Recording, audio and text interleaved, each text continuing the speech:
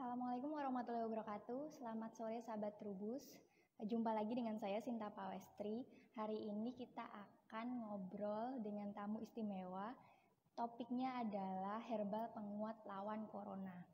Nah, untuk edisi Maret kali ini, majalah Trubus juga bahas beberapa fakta ilmiah herbal versus corona.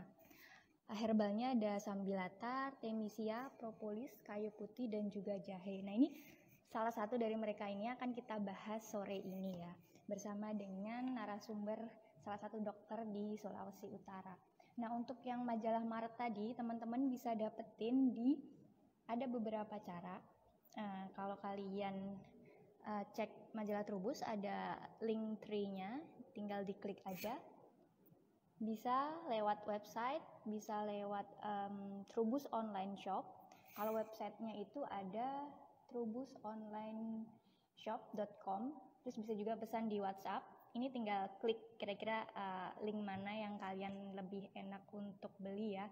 Ada juga di Tokopedia, terus ada juga di Shopee. Nah, ini udah terbit.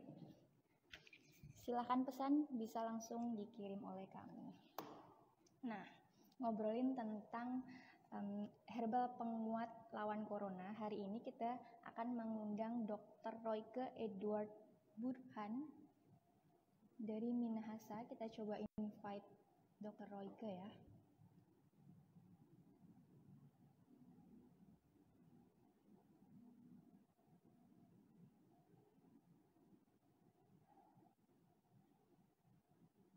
Oke. Oh iya, gimana nih kabar sahabat Trubus? Semoga sehat selalu ya.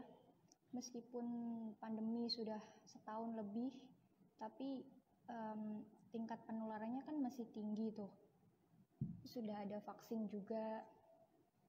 Nah, ini kita tetap harus patuhi protokol kesehatan dan supaya tetap aman gitu, kita beraktivitas sehari-hari, kita kerja, kita belajar, sekolah ataupun kuliah ya. Karena mau nggak mau ya kita harus tetap menjalankan hidup kan. Corona biarlah tetap ada, asalkan kita tetap jaga diri, insya Allah kita akan sehat selalu. Oke, sambil kita tunggu Dr. Royke. Dr. Royke ini ada di Minahasa, jadi kalau sekarang kita jam 3 WIB, kalau di sana berarti jam 4 WITA. Oke. Halo Dr. Royke. Halo juga. Apa kabar dok? Mantap, baik. Mantap, baik. Nah, gimana nih dok? Setelah setahun corona, prakteknya gimana? Tetap lancar atau sempat tutup nih? Wah, nggak pernah tutup. Malah prakteknya makin rame. Wah, baik-baik. Nah, iya dok, tadi saya sempat kenalin Dr. Royke, tapi hanya singkat saja. Nah, Dr. Royke Burhan ini kan berpraktek di Tondano ya dok, Minahasa. Ya, Boleh betul, diceritakan Minahasa. sebenarnya di sana itu dokter berpraktek dengan pengobatan komplementer. Itu apa sih dok? Dan kenapa pilih itu? Oke. Kalau komplementer itu artinya berpraktek seperti dokter pada umumnya, tetapi menggunakan modalitas lain juga untuk melengkapi atau menyempurnakan pengobatan. Nah, yang menjadi komplement itu sebetulnya yang kita tahu, misalnya selain kita pergi ke dokter, kita berdoa. Berdoa mohon kesembuhan dari Yang Maha Kuasa, itu kita sebut metode komplementer. Atau misalnya kita berobat ke dokter, kemudian kita melakukan fisioterapi, pijat atau akupunktur, atau menambah dengan vitamin. Itu juga sebetulnya metode komplementer. Jadi saling melengkapi antara konvensional obat-obatan yang umumnya kimia dengan bahan yang kita kenal atau kita sebut natural dan yang lebih terkenal herbal ya. Nah, kenapa saya memilih komplementer? Khususnya saya memilih mengombinasikan dengan nutrisi. Ya, nutrisi ini bisa berasal dari daratan, misalnya tumbuhan atau hewan daratan, atau bisa dari laut, hewan atau tumbuhan laut. Ya, yang saya tidak pakai udara, burung. Ya, oke. Nah, kenapa? Alasannya saya ada dua tokoh utama yang terkenal yang berperan di dalam dunia kedokteran yang jadi panutan saya. Yang pertama Hippocrates. Ya, Hippocrates kita semua tahu bapak kedokteran modern. Ada sebuah ucapan Hippocrates yang sangat terkenal, yaitu let thy food be thy medicine and thy medicine be thy food.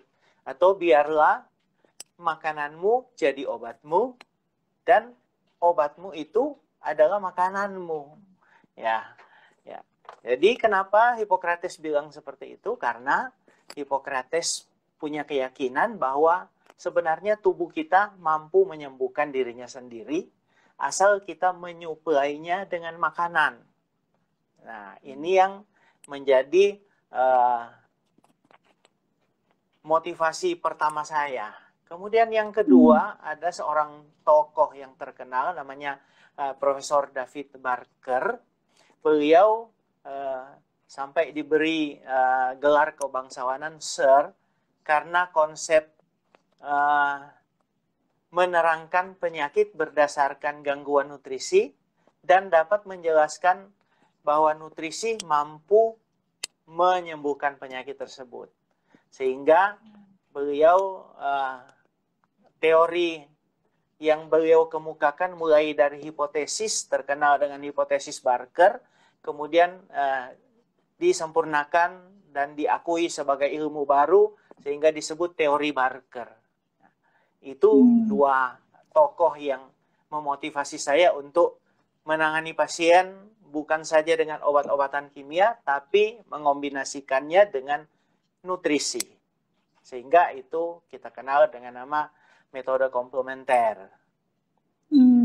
Ya, seperti berarti itu sudah sejak awal dokter berkarir atau baru-baru ini saja menerapkan pengobatan komplementer? Saya awalnya berkarir seperti dokter pada umumnya, tapi kemudian saya mulai berminat pada ilmu nutrisi, kemudian mengambil pendidikan lanjut di bidang nutrisi itu ada kira-kira 15 tahun yang lalu mulai tertarik di situ dan berpraktek komplementer. Jadi sudah ada kira-kira 15 tahun yang lalu, sejak 2006. Baik-baik. Sejak 2006 berarti lumayan banyak nih ya penyakit yang sudah diresepkan dengan pengobatan standar maupun yang herbal sebagai komplementer tadi ya dok? Iya. Nah, terkait yang saat ini, dalam 1 tahun terakhir ini yang sudah terjadi nih dok, di pandemi ini, kan saya menangkap adanya fakta, sebenarnya kita sudah semakin taat dengan protokol kesehatan, kita sering cuci tangan, rajin pakai masker tiap keluar, bahkan ada yang secara rutin tuh mereka testing COVID tuh. Tapi tetap aja tuh dok, kemungkinan tertularnya masih tinggi. Nah, dari kacamata dokter yang juga menerapkan komplementer ini sebenarnya dari faktor apa saja itu potensi penularannya masih tinggi, dok? Oke, kami di grup WA para dokter, kebetulan saya tergabung juga di dua komunitas alumni kedokteran. Yang pertama di Fakultas Kedokteran Unsrat Manado dan Fakultas Kedokteran Unhas Makassar, sering berdialog dan tentu saja yang menjadi topik yang hangat salah satunya adalah betapa banyaknya teman-teman sejawat yang kemudian tertular. Nah, yang saya sangat concern sebetulnya bukan ketika mereka sedang menangani pasien,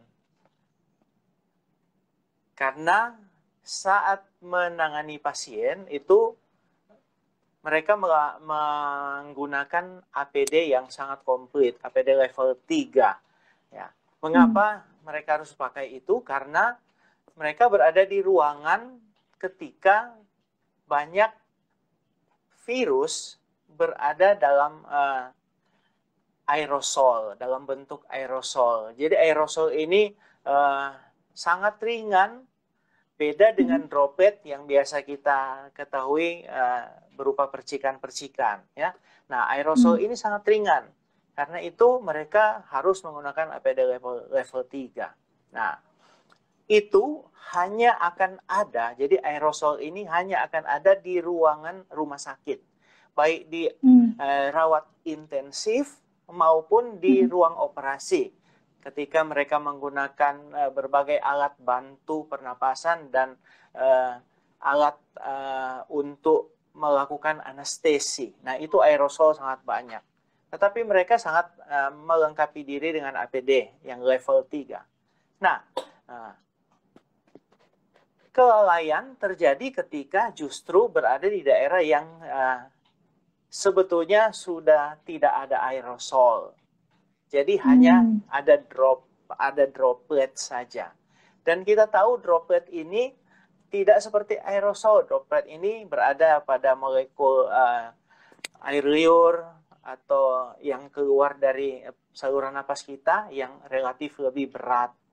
Dan banyak penelitian membuktikan bahwa ini hanya akan bisa berada di udara pada jarak yang dekat, 1,5 sampai 2 meter itu sudah aman dari droplet. Kita bercakap-cakap dengan orang itu sudah aman kalau dalam jarak 2 meter. Nah, kalau gitu, bagaimana orang bisa lengah dan tertular? Kelengahan itu terjadi akibat gerak refleks kita. Ya. Kenapa saya katakan demikian? Karena ketika kita berada di ruang terbuka, fasilitas umum, ada banyak tempat yang ketika kita sedang berbicara seperti ini, droplet itu jatuh dan berada di permukaan meja, permukaan handle pintu, dan lain-lain tempat, atau kursi, tangan kursi, dan lain-lain. Dan ketika kita misalnya sedang makan di fasilitas umum, atau mau ke toilet, dan lain-lain sebagainya, tanpa sengaja tangan kita yang menyentuh benda-benda atau permukaan-permukaan yang sudah ada virus yang jatuh dari droplet itu kemudian tiba-tiba kita mengucap mata atau hidung kita gatal. Nah, di situ tangan kita membawa droplet virus yang ada di droplet yang ada di permukaan itu ke port the entry atau tempat masuknya virus. Nah, ini yang jadi kepedulian saya. Kenapa saya katakan jarang kita bisa tertular lewat virus yang ada di udara? Kenapa? Karena coba kita perhatikan, yang kita tutup hanya hidung dan mulut dengan masker. Sedangkan port the entry atau tempat masuknya virus itu dari mata, hidung, dan mulut. Kita pakai logika saja, kalau virus itu memang ada di udara, maka mata kita tidak terlindungi. Dia akan masuk lewat mata, dan semua orang yang tidak memakai pelindung mata pasti akan terkena. Kalau kita menganggap virus itu banyak di udara. Tapi kayak melayang-layang di udara gitu ya, Dok? Iya, jadi itu sama sekali tidak ada di tempat-tempat umum. Nah, itu cuma ada di, tadi saya bilang tadi, di rumah sakit dalam bentuk aerosol. Nah, jadi yang kita tertular karena tangan kita membawa virus itu ke mulut, ke hidung, atau ke mata kita. Jadi ini pentingnya setiap kita harus membiasakan setiap kali tangan kita mau naik ke wajah, apakah itu mata, hidung, mulut, atau sampai ke rambut-rambut, pokoknya ke daerah kepala, kita harus biasakan mendesinfeksi tangan kita untuk memastikan tangan itu dari mana, tidak lagi mengandung virus, dan aman ke wajah. Oke. Baik. Jadi kuncinya ada di desinfeksi tangan ini ya, Dok? Iya. Jadi ini agak jauh nih dari gambaran saya sebelumnya. Saya kira memang virusnya itu ada di udara berkeliaran melayang-layang gitu, Dok. Makanya setelah dokter bilang kalau ternyata sebenarnya ada di permukaan benda-benda yang kita pegang dan tangan kita lah yang mengantarkannya, baru oh iya benar sih kalau begitu. Iya, kalau melayang-layang kita harus pakai pelindung mata juga kan, tapi kita nggak Oh iya pakai dan benar-benar. kita kayak tertular. Saya berpraktek tidak memakai pelindung mata. Memang ada kacamata, tapi kacamata kan tidak melindungi. Berpraktek Ya. selama musim pandemi corona ini, saya tetap aman, tidak pernah tertular. Saya tidak berani nyombong sih sebetulnya di medsos bahwa saya tidak pernah tertular. Tapi di sini di forum ilmiah ini saya harus kemukakan. Saya tidak dilindungi mata saya, berpraktek di tempat praktek seperti biasa, bahkan pasien menjadi lebih banyak karena mungkin teman-teman sejawat lain banyak yang tutup atau rumah sakit ditakuti orang, mereka datang ke tempat praktek saya dan sampai sekarang puji Tuhan saya tetap aman ya. Jadi itu teorinya ya, itu tangan kita yang nganter ke tempat masuk. Iya. Baik. Jadi ada salah satu tipsnya nih, berarti sering-sering desinfeksi tangan untuk megang ke wajah ya, Dok. Nah, kalau misalnya sudah ada gejala nih, Dok, misalnya tanda-tanda, nah itu gimana, Dok? Apa yang harus dilakukan nih? Nah, oke. Dari sisi kedokteran kita semua sudah banyak dapat informasi ya dari teori-teori. Kebetulan ada dokter paru yang terkenal kan, nama belakangnya sama dengan saya, Burhan kan, Dokter Erlina Burhan. Nah, kadang-kadang saya ditanya, itu keluargamu enggak? Saya bilang cuman sama Pak, marganya saja. Baik.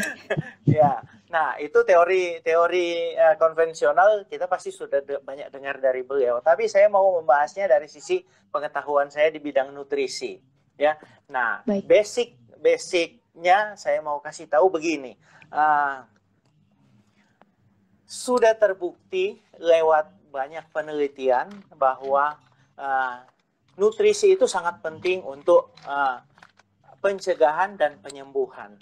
Ya, nah khusus di bidang penyembuhan karena pertanyaannya sudah terpapar atau sudah kena. Nah, saya mau kemukakan fakta seperti ini. Yang pertama, kalau kita mengalami kekurangan nutrisi, maka penyembuhan akan berlangsung lebih lambat. Jauh lebih lambat dibanding kalau kita memiliki kecukupan nutrisi. Kemudian yang kedua, kalau kita kekurangan nutrisi atau bahasanya malnutrisi, maka kita lebih mudah akan mengalami komplikasi. Kemudian efek dari malnutrisi yang ketiga yaitu kita akan beresiko lebih besar untuk mengalami kematian ketika terpapar. Kemudian yang keempat adalah resiko untuk dirawat lebih lama itu meningkat. Jadi orang yang mengalami penyakit kemudian malnutrisi akan lambat penyembuhan, kemudian dirawat di rumah sakit lebih lama, komplikasi lebih besar, dan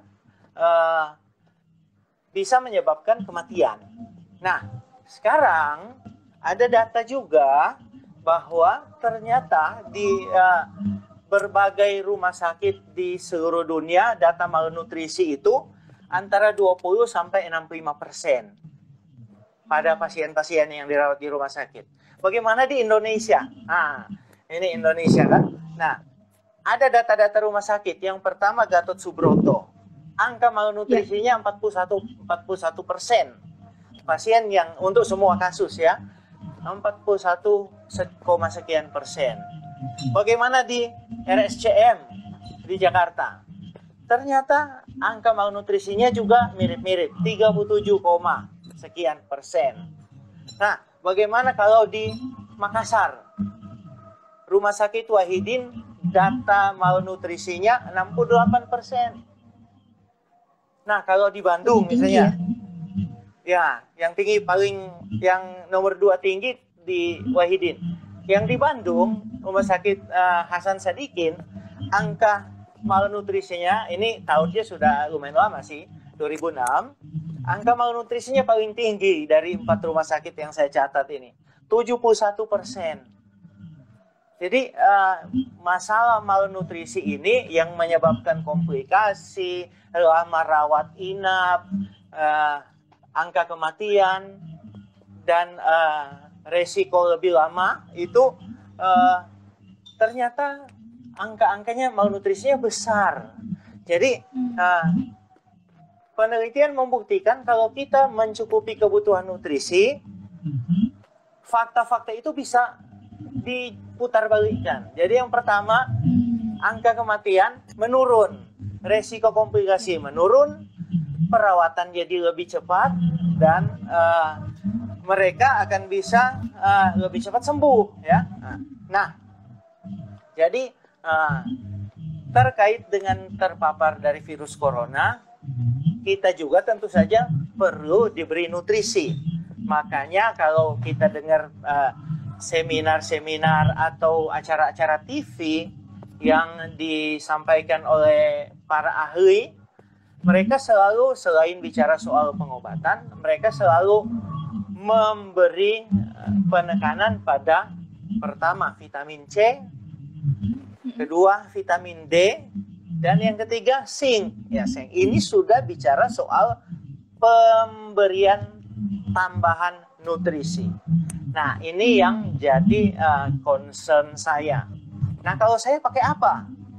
Saya ada beberapa produk yang saya pakai untuk mencukupi kebutuhan pasien saya, terutama yang sudah terkena atau terpapar COVID, atau yang menurut kecurigaan saya itu sangat besar kemungkinan sudah kena corona.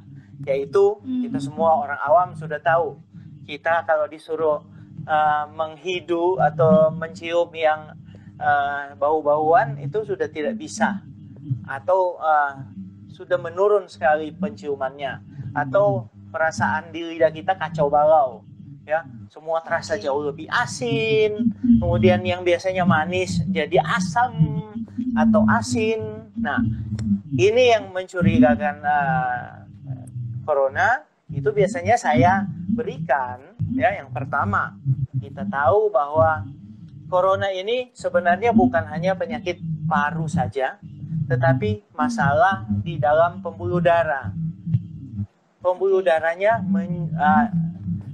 sel-sel darahnya menggumpal, seperti penyakit koagulasi. Ada, kita tahu, penyakit DIC atau DIC, Disseminated Intravascular Coagulation. Jadi di dalam aliran darah, sel-sel darah kita itu menggumpal dan menyumbat di organ-organ vital yang penting dan bisa mematikan. Karena itu perlu dikasih suplementasi yang juga mengandung atau punya efek antikoagulan atau antitrombotik. Kemudian saya juga perlu memberikan suplementasi yang meningkatkan imunitas atau sebagai imunomodulator. Kemudian ada juga suplementasi yang punya kemampuan antiviral. Nah, itu kira-kira pertimbangannya seperti itu. Baik-baik. Jadi ternyata tak hanya paru-paru tapi pembuluh darah juga ya, Dok? Iya. Itulah makanya kenapa orang dia hipertensi, ya. Orang hipertensi juga berbahaya, ya, gitu kan. Komorbidnya itu membahayakan. Baik-baik. Jadi sebenarnya mungkin kalau dia hanya COVID aja tanpa ada penyakit lain, kemungkinan untuk segera sembuhnya itu tinggi. Tapi begitu dia punya misalnya hipertensi atau riwayat penyakit paru atau lainnya, bisa jadi itu terpicu ya, Dok? Ya, terpicu karena menjadi lebih berat oleh efek virus pada tubuh. Ya, sedangkan tidak ada virus, mereka sudah punya resiko, misalnya orang diabetes, punya resiko penyempitan pembuluh darah kan, karena kelainan metabolisme. Jadi orang diabetes kan gampang kena jantung koroner, gampang kena stroke, gampang kena gagal ginjal kronis. Itu basicnya karena penyempitan dan penyumbatan pembuluh darah. Nah, kalau kena corona akan memperberat hal-hal tersebut sehingga dapat menyebabkan kematian. Oke. Oh, baik-baik. Jadi ketakutannya setelah dokter bercerita ini, ketakutannya jadi beralasan. Kalau sebelumnya tuh saya takutnya tuh tidak beralasan gitu, Dok. Pokoknya takut aja kalau keluar rumah, kalau beraktivitas gitu kan. Tapi setelah tadi diceritakan ternyata ada penyebaran melalui aerosol, droplet, lalu ada juga peluang komorbid ini, jadi mulai terbuka nih pikiran saya. Ternyata hidup di era normal yang baru ini lebih aman kalau memang kita tahu tipsnya. Yang pertama tadi adalah selalu desinfeksi tangan sebelum kita menyentuh muka, terutama mata, hidung, mulut ya, Dok. Karena sebenarnya tangan kita sendiri nih yang mengantarkan virus itu masuk ke tubuh kita. Betul. Itu menurut saya yang utama itu. Baik-baik. Lalu kalau misalnya sudah ada gejala ataupun ada sudah tes dan positif, yang pertama tadi selain pengobatan standar adalah nutrisi ya, Dok. Nah, itu sangat penting ternyata. Yang kerap kita lupakan, karena kalau misalnya sudah terserang tuh pasti pengobatan, lalu psikis kita terkena, waduh sakit nih, nggak bisa aktivitas kayak biasa, nggak bisa itu kan, bahkan sampai mungkin nafsu makannya ada yang berkurang. Nah itu berarti yang menyebabkan lebih parah ya, Dok. Iya, penyakit apapun itu efeknya di inflamasi usus, itu penyerapan menjadi terganggu dan akan menjadi malnutrisi.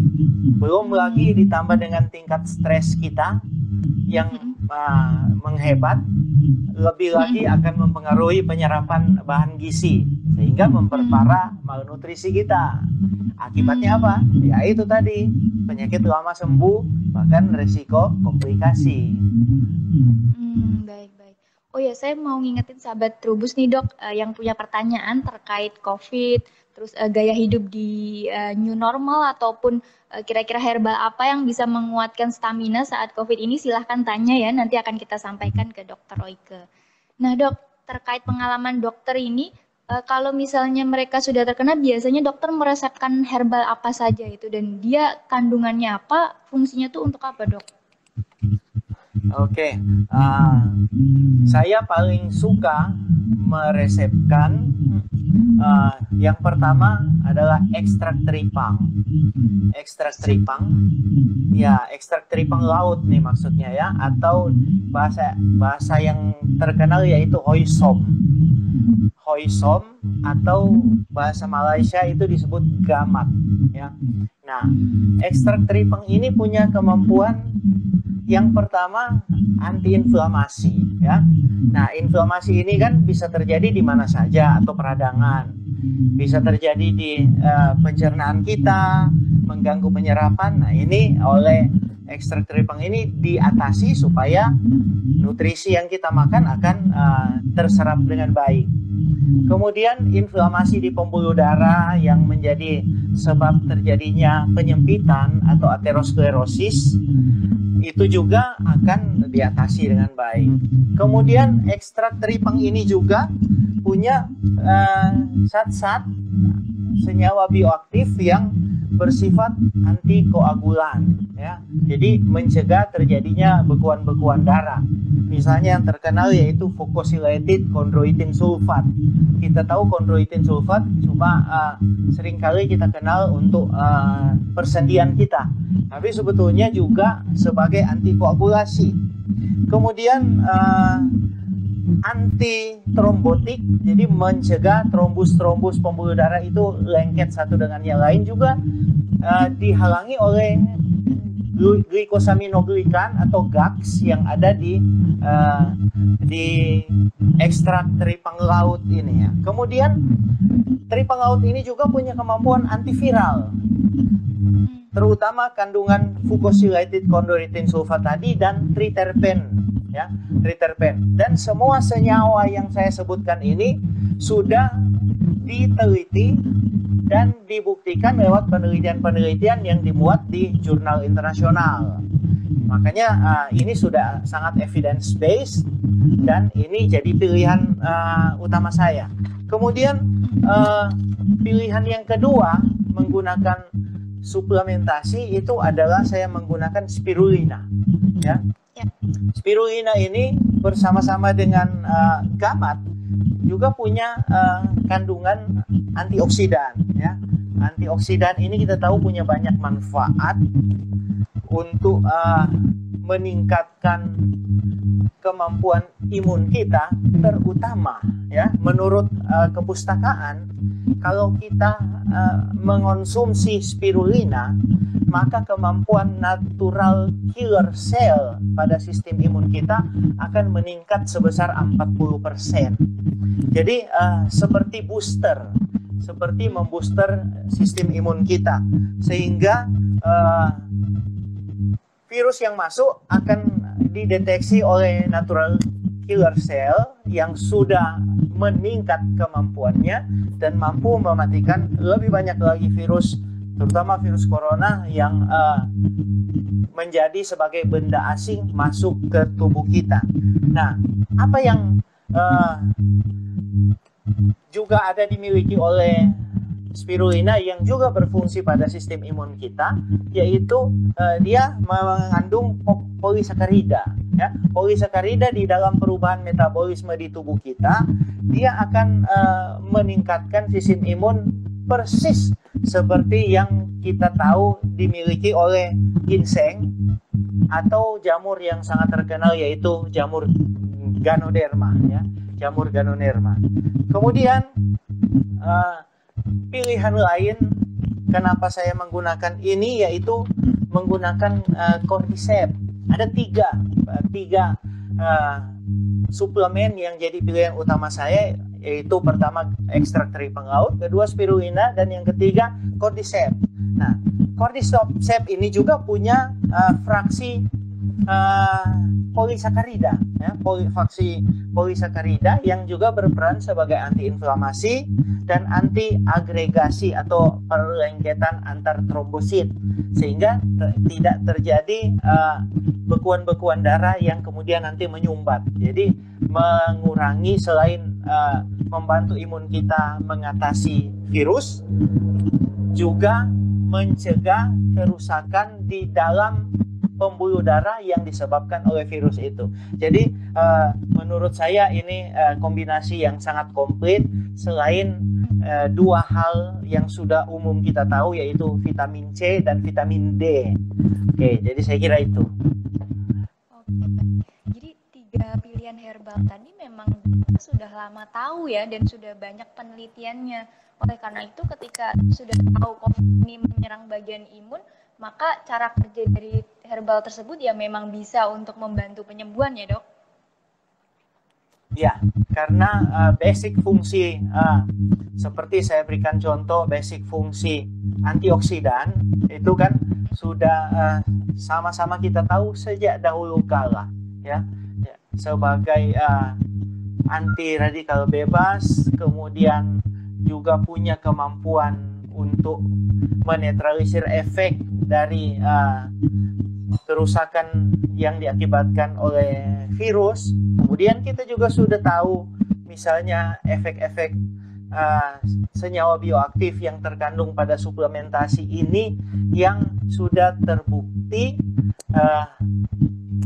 punya efektivitas sebagai antivirus. Ya, memang waktu belum ada corona ini yang banyak diteliti adalah virus-virus yang sudah umum, misalnya virus HIV, kemudian virus herpes, ya, dan beberapa virus yang lumayan sering dialami oleh masyarakat, terutama virus influenza. Ya.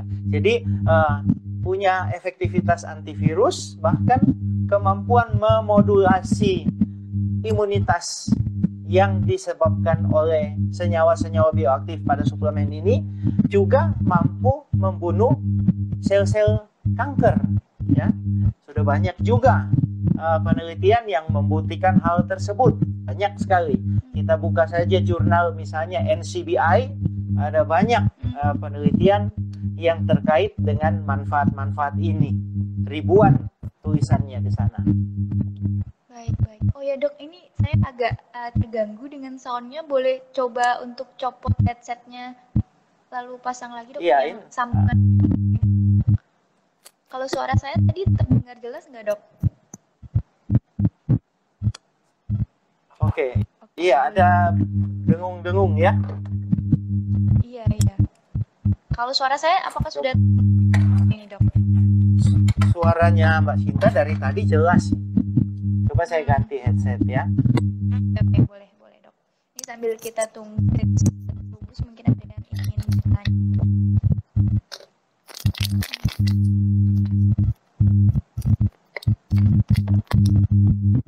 Sudah ada beberapa pertanyaan yang masuk, kita tampung ya, kan kita tanyakan ke Dokter Royke. Gimana dok? Suara saya terdengar jelas? Iya, tapi masih ada timbul-timbul dung gitu. Masih ada suara lagi ya? Gimana? Apakah suara kami sudah terdengar jelas? Sementara kita lanjutkan dulu aja ya dok, kalau terdengar. Okay. Nah, tadi terkait apa yang dokter sampaikan, ada beberapa pertanyaan nih dok. Yang pertama dari Andari, sebenarnya apakah aspek psikologis itu mempengaruhi gampangnya virus masuk ke tubuh dok? Misalnya kita gampang khawatir atau parno gitu, apakah menyebabkan imun turun juga nih?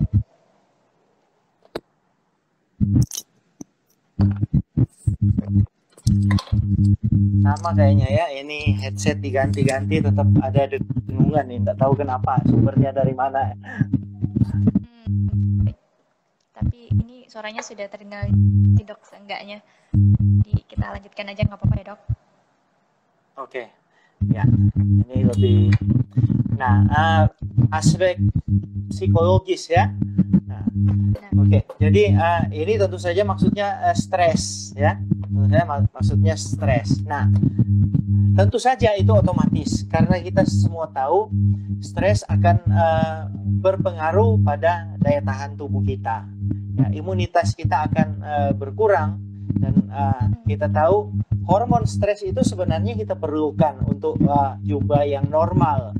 Nah, kita tahu ada dua hormon yang sangat berperan pada aspek psikologis kita, yaitu yang pertama kortisol dan yang kedua endorfin. Ya, orang bilang endorfin adalah endomorfin atau morfin yang dihasilkan di dalam tubuh. Kita tahu morfinnya itu efeknya seperti apa ya, bikin orang walaupun susah jadi senang karena ada morfin. Ya. Nah, di tubuh kita itu ada hormon namanya endorfin ya, atau endomorfin. Nah, dia bekerja secara berlawanan atau terbalik dengan hormon stres, yaitu kortisol. Nah, ketika hormon stresnya terlalu tinggi, apalagi kalau ditambah dengan hormon pengikut yang lain, yaitu misalnya adrenalin, yang kemudian bisa membuat jantung kita berdebar, ya, detak jantung menjadi lebih kencang, berdegup. Nah, itu otomatis akan menurunkan daya tahan tubuh kita. Mengapa? Karena tingkat metabolisme menjadi tinggi. Tingkat metabolisme menjadi tinggi, semua energi yang diperlukan untuk daya tahan habis dibakar oleh metabolisme yang meningkat. Ya, otomatis kita akan lebih gampang terpapar oleh virus tersebut. Ya. Jadi kalau saya dengar dan simpulkan dari tadi, sebenarnya tidak ada penyebab penyakit itu dari satu hal saja ya dok? Pasti ada yang lain juga, misalnya dari pemikiran kita, dari nutrisi juga. Ada di satu titik ketika tubuh kita yang benar-benar lemah, itu benar-benar terkena dan positif, misalnya untuk kasus COVID ini ya. Benar sekali. Makanya saya kan punya konsep kesehatan yang saya sebut ODO, ya. Yang saya sebut ODO, ya. Yang pertama O itu yaitu otak. Ya. Otak, orang kita kebanyakan bilang itu suasana hati, ya. Suasana hati, ya. Oke, suasana hati. Jadi kalau kita suasana hati kita gembira, senang, bahagia, itu otak, ya, itu faktor utama untuk meningkatkan daya tahan tubuh, membuat kita terpelihara tetap dalam keadaan yang sehat. Ada sebuah kalimat bijaksana yang bilang hati yang gembira adalah obat, ya, adalah obat yang manjur. Lanjutannya apa? Tapi semangat yang patah mengeringkan tulang. Artinya apa? Ya, kalau kita nggak ada semangat apa-apa, ya tulang kita pun yang padat, kuat luar biasa itu bisa jadi kering dan rapuh karena semangat kita patah. Jadi hati yang gembira adalah obat, tapi semangat yang patah mengeringkan tulang. Jadi artinya apa? Oh, yang pertama itu otak, berkaitan dengan suasana hati kita harus jaga supaya kita tetap senang-senang. Yang kedua, dari Odo yaitu diet, ya. Diet artinya kecukupan nutrisi, ya. Profesor David Barker bilang nutrisi yang menyebabkan penyakit itu adalah yang pertama, kita tahu nutrisi kan ada dua, makro dan mikronutrien, ya. Makronutrien itu kan karbohidrat, protein, dan lemak. Nah, gangguan pada makronutrien yaitu kelebihan maupun kekurangan akan menyebabkan kita sakit. Jadi dietnya harus benar dari sisi makronutrien. Kemudian mikronutrien yaitu vitamin dan mineral. Nah, kalau vitamin dan mineral, beliau katakan nggak ada orang yang kelebihan. Justru penyakit itu disebabkan oleh defisiensi atau kekurangan mikronutrien. Jadi singkatnya apa? Kelebihan atau kekurangan makronutrien dan kekurangan mikronutrien akan menyebabkan kita sakit, ya. Nah, itu D. Kemudian O yang dari Odo tadi, O adalah olahraga, ya. Olahraga akan membuat jantung kita kuat. Detak jantung yang kuat itu relatif lambat, ya. Jadi artinya apa? Kita tidak perlu detak jantung yang frekuensinya terlalu tinggi untuk menyuplai kecukupan darah bagi tubuh kita. Tetapi yang kita perlukan adalah kemampuan sekali pompa tapi sangat kuat, ya. Nah, coba kita perhatikan pada olahragawan, ya. Saya kebetulan senang bersepeda, ya. Nah, detak jantung saya itu kalau istirahat di antara 50 sampai 60 kali per menit. Jadi itu sangat lebih rendah dibanding orang normal yang malas berolahraga. Orang normal yang malas berolahraga itu rata-rata tuh di atas 70 kali sampai 90 kali per menit pada detak istirahat. Nah, akibatnya apa? Otot jantung saya tidak terlalu lelah untuk mencukupi kebutuhan. Kenapa? Karena terlatih, mampu mencukupi ke semua tempat dan aliran darah menjadi lebih bagus. Olahraga akan membuat suplai darah kita menuju ke tempat sampai ke ujung-ujungnya. Semua dapat suplai nutrisi dan fungsi tubuh kita akan menjadi luar biasa sehat. Jadi itu kuncinya Odo. Otak yang senang, D diet yang tepat, dan O olahraga yang tepat sesuai dengan rekomendasi American Heart Association saja. 30 menit selama 5 kali dalam seminggu. Jadi 5 kali 30 menit per minggu itu sudah sangat cukup buat kita, ya. Tentu lebih tepat lagi kalau kita konsul dengan dokter spesialis olahraga misalnya untuk kondisi yang spesifik, ya, yang berkebutuhan khusus. Waduh, Odo penting banget kan nih. Jangan sampai kita kelupaan teman otak, diet, dan olahraga. Nah, itu perpaduan yang pas. Pendek-pendek saja tapi mencakup semuanya. Baik. Jadi terkait yang detak jantungnya, dia tanya tentang tensi.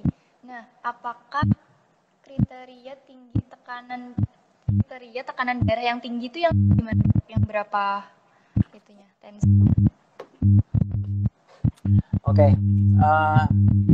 Kriteria tekanan darah tinggi secara umum itu sudah ditetapkan, tetapi sebetulnya menurut saya sangat subjektif, ya.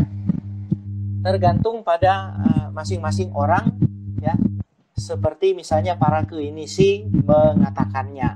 Tapi sebagai batasan saja yang masih dianggap sebagai ideal, ya, sebagai bukan ideal tapi optimal, ya. Itu di atas itu di antara 110 sampai 130, ya. Itu masih optimal, meskipun lebih baik kalau di bawah 130, misalnya 120 ya. Tetapi masih dianggap optimal kalau memang kita membutuhkan tekanan darah yang seperti itu. Kemudian yang di bawah itu masih dianggap optimal, itu antara 70 sampai 85 mm air raksa. Nah, tentu saja fluktuatif. Kalau kita berolahraga atau dalam keadaan stres, tensi ini akan cenderung gampang berubah. Tetapi yang lebih gampang berubah itu adalah tensi yang atas, yang sistol, ya, karena pada saat detak jantung sedang menguncup, istilahnya sedang memompa. Kalau yang bawah kan ketika jantung sedang istirahat atau diastol. Oke, jadi itu tadi Mbak Seti, tekanan darah tinggi. Kalau untuk yang sistolnya itu usahakan 110 sampai 130. Bisa jangan lebih dari 120 ya. Lalu yang diastolnya 70 85. Nah, Dok, ada pertanyaan lagi nih, Dok, dari Mukhlis BPS. Saya setelah PCR dinyatakan terpapar, tapi sampai saat ini sudah 9 hari tidak ada gejala yang dokter sebutkan tadi. Makan dan minum bergerak seperti sebelumnya. Nah, itu gimana sih, Dok? Apakah masih virusnya masih banyak di tubuh dia atau sebenarnya apa yang terjadi itu? Oke, jadi orang terpapar positif tapi merasa baik-baik saja. Itu kan kita kenal dengan istilah OTG, orang tanpa gejala, ya. Nah, itu kita sebetulnya harus bersyukur. Ada aspek positifnya di situ. Kita terpapar virus, tapi kita tidak mengalami keluhan apa-apa, ya.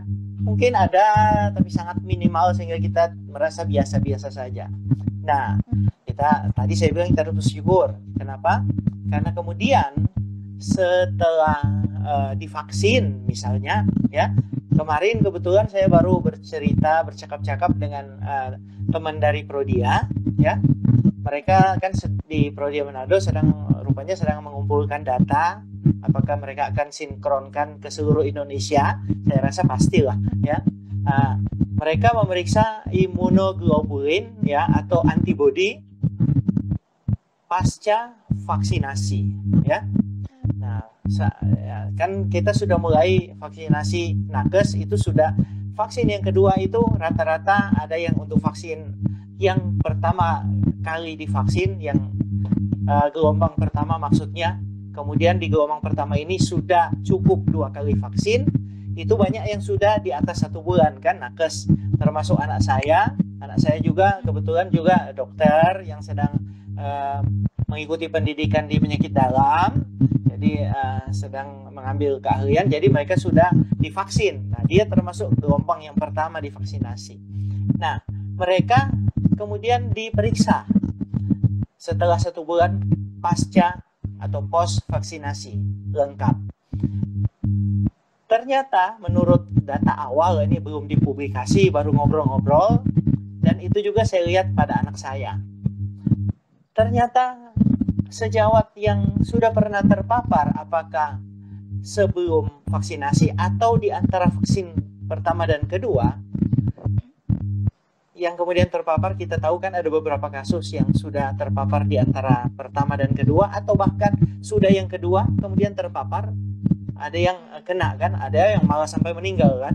Nah, ternyata kualitas antibodinya bervariasi, dan menurut data awal, ternyata yang terpapar itu antibodinya lebih tinggi dari yang tidak terpapar, ya, di atas 200 katanya. Ya, jadi itu ada blessing in disguise gitu kan, ada berkat di balik musibah gitu.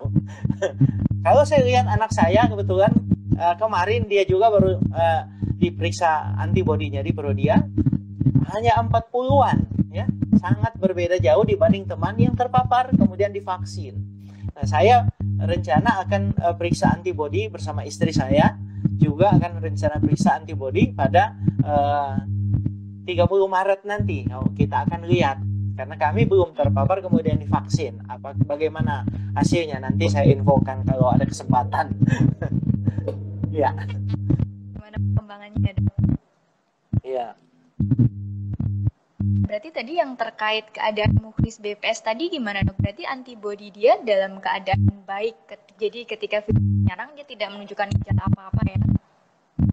Ya, nah dia berarti yang pertama mungkin tidak ada komorbid, atau yang kedua antibodinya atau imunnya sangat bagus sehingga mampu secepatnya menangkal virus. Pertama dalam hal tentu saja replikasi. Jadi virus itu kan untuk menyebabkan kita sakit harus memperbanyak diri, berkembang biak dengan sangat cepat agar dapat jumlah yang poten untuk membuat kita sakit.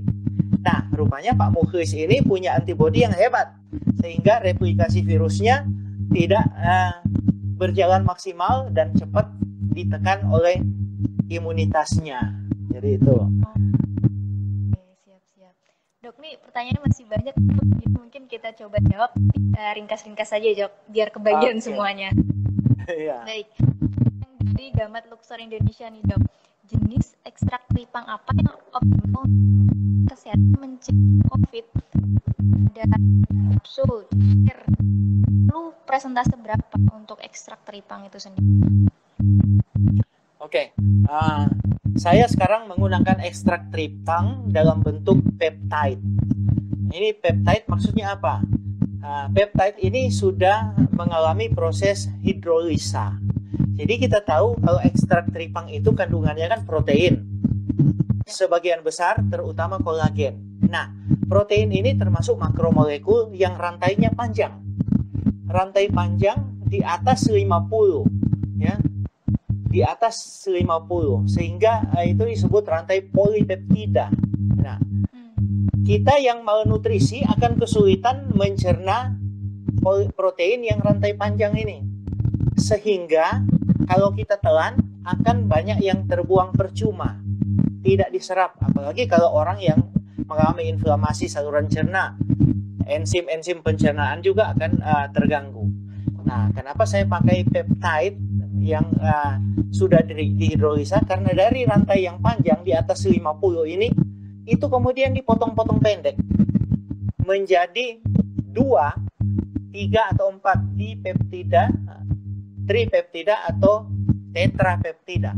Nah, kalau pendek begini, ini tidak perlu dipotong lagi oleh enzim pencernaan kita, langsung diserap. Jadi penyerapannya optimal. Makanya saya sekarang suka pakai ekstrak tripang kemasan peptide karena optimal penyerapannya. Ya. Nah, untuk pertanyaan selanjutnya dari anak cerdas interaktif, ngajak bikin buku nih, Dok. Dok, konsep obatnya dibukukan yuk, karena kalau detox yang tepat untuk mengganti bahan kimia sebagai obat-obatan dengan herbal itu seperti apa, kita belum tahu katanya. Wah, ini usul yang bagus ini. Mungkin saya akan mulai menulis nih soal Odo, karena memang di grup-grup WhatsApp itu kan banyak saran-saran untuk pola hidup sehat. Saya lihat panjang. Saya bilang ke teman-teman saya pendek aja Odo. Ya Odo. Oke, makasih usulnya Bu. Udah dimengerti ya, baik-baik. Nah, ya. Dia tadi main tuh, Dok, kalau detox yang tepat untuk mengganti bahan kimia sebagai obat-obatan dengan herbal itu seperti apa? Mungkin fungsi kayak yang berfungsi sebagai detox kali, Dok. Iya. Obat sendiri adalah toksin, ya. Jadi kalau kita bilang obat untuk mendetoks, obat kimia maksudnya tentu saja kontradiksi karena itu adalah toksin buat tubuh kita. Nah, sekarang bagaimana cara kita mendetoks? Kita mungkin saya belum paham betul maksudnya apa, tapi saya mau mengarahkan ke orang yang sudah banyak menelan toksin, ya, sudah banyak menelan racun sehingga perlu didetoks, ya. Saya punya konsep seperti ini, konsep pengobatan komplementer. Saya kasih contoh seperti ini. Orang yang mengalami penyakit rematik, apapun juga, itu apakah osteoartritis atau penipisan bantalan sendi, atau orang yang rheumatoid arthritis atau penyakit autoimun, ya, atau rematik asam urat. Ya, 3 macam rematik ini yang mendominasi masyarakat kita. Mereka rata-rata menggunakan obat tidak pernah berhenti. Akibatnya apa? Akibatnya mereka makin banyak menelan racun, toksin. Makanya ada orang yang rematik seperti ini kemudian berakhir menjadi pendarahan lambung, muntah darah atau BAB darah, atau mengalami gagal ginjal, ya kan? Banyak kasus. Nah, cara saya mendetoks adalah mendampingi obat yang mereka gunakan dengan nutrisi. Kalau mereka rajin menggunakan nutrisi yang mampu memperbaiki inflamasi, memperbaiki pengeroposan bantalan sendi, maka lama-lama kebutuhan penggunaan obat kimia akan menurun. Dan itu banyak sekali yang saya jumpai di pengalaman praktek saya. Nah, itu biasanya saya bagikan di webinar Zoom dari perusahaan suplementasi yang juga mengundang saya untuk bicara. Saya mempresentasikan case report, laporan kasus. Ini Bapak ini lihat obatnya tadinya ini banyak obat kimia, sekarang dia tinggal pakai suplemen dan menggunakan suplementasi jauh sangat aman dibanding ketika kita banyak menggunakan obat kimia. Dan disitulah proses detoksifikasi terjadi. Kita mengurangi jumlah toksin yang masuk, dan walaupun mungkin sesekali kita menggunakan obat kimia sebagai toksin, tetapi kita tidak membebani tubuh kita lagi karena tubuh kita sudah punya kemampuan untuk melakukan detoks. Tubuh kita kan seperti kata Hippocrates punya kemampuan untuk membuang racun yang kita telan. Cuma kalau racunnya terlalu banyak, tubuh kita tidak sanggup. Akibatnya apa? Tertimbunlah racun-racun itu, ya. Nah, itu prinsip utamanya. Jadi detoks untuk obat kimia itu aja dikenalinya sebagai benda asing ya, Dok, bukan sebagai obat, benar. Ya. Nah, oke. Ini Dok ternyata. Jadi mohon maaf untuk pertanyaan sahabat Trubus belum bisa terjawab di forum. Mungkin kita bisa masuk forum baik di tempat Dokter Royke atau di forum lainnya ya, Dok. Dan mungkin yang buku audionya tadi sangat penting nih, Dok. Oh iya, nanti saya mulai menulis, nanti saya kontak Trubus, siapa tahu bisa menerbitkannya dalam bentuk suplemen, ya. Siap, Dok. Menjawab pertanyaan teman-teman yang belum bisa kita bacakan, kira-kira apa pesan dokter supaya kita tetap bisa dengan semangat, dengan riang menjalani aktivitas di tengah COVID yang masih ada nih di sekitar kita nih, Dok? Oke, ya, kiat-kiat yang pertama, ya, percaya diri, yakinkan bahwa tubuh kita punya kemampuan, punya antibodi untuk menangkal virus, ya, itu penting. Jangan kita kemudian takut sana takut sini, kemudian dikit turun daya tahan. Kemudian yang kedua, pastikan, ya, ketika kita berada di tempat ramai, ya, misalnya makan bersama keluarga di restoran, ya, pastikan bahwa jarak aman di atas 2 meter dengan orang di sekitar kita, ya. Kemudian pastikan apapun juga yang masuk ke area atas kita, terutama kalau makan, itu sudah terdesinfeksi dengan baik, ya. Misalnya botol aqua itu biasanya istri saya bertugas mencuci ulang botol aqua yang sudah disajikan supaya ketika kita pegang memang aman.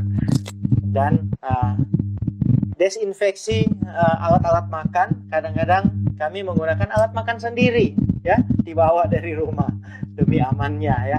Mungkin kalau kita tidak mau bawa alat makan sendiri, kita cukup mendesinfeksi dengan hand sanitizer dan kita bilas di air mengalir supaya tidak beralkohol, ya. Ya. Itu saja saya pikir, ya. Terima kasih Dokter Eka sudah menyempatkan bergabung dengan kita. Satu hal yang saya sangat ingat nih, hati yang gembira adalah obat ya. Terima kasih juga untuk sahabat bergabung dari awal sampai akhir. Tetap jaga kesehatan, patuhi protokol kesehatan. Semoga kita sehat selalu dan sampai jumpa di Trubus Talk edisi berikutnya. Terima kasih Dokter Eka, sampai ketemu lagi ya. Oke, makasih. Ya.